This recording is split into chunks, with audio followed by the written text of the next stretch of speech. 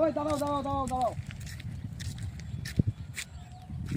আমরা ভাই পাত থেকে তো পাত আপনার দিনে কতবার হয়?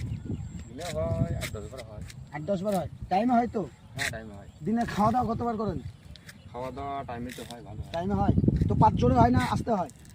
জোরেই হয়, ওয়া বলা যায় সব কিছু। না বলতে হবে, আমরা পাত কোম্পানি থেকে এসেছি তো, এটা তোমার দেখাশোনা আমাদের উপর থেকে চাপ এসছে, তাই এটা আমরা ইন্টারভিউ নিচ্ছি, ঠিক আছে, মানুষজন করে নিচ্ছি।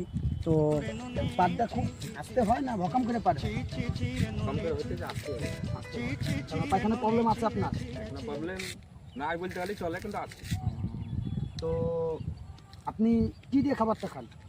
খাবারই তো সবজির মধ্যে হাট করে নিয়ে যাচ্ছি, সবজির মধ্যে খাইতে হয়। আর কি কি আছে?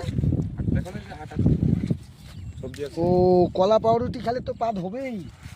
পাত এর হচ্ছে বাড়িতে তো খাইতে পাত না খাইতে হয় বলতে গেলে গরিব মানুষের এগুলো তো খাবার, ঠিক আছে, আমরা মানছি, আমরা গরিব মধ্যবিত্ত, কিন্তু পাত চায়ের দোকানে বসে যদি জোরে মারেন আরেকজনের গ্যাস লাগবে, পরিবেশটা খারাপ হবে, ঠিক আছে। তো পাতটা খুব আস্তে মারতে, পাত জোরে মারা যাবে না।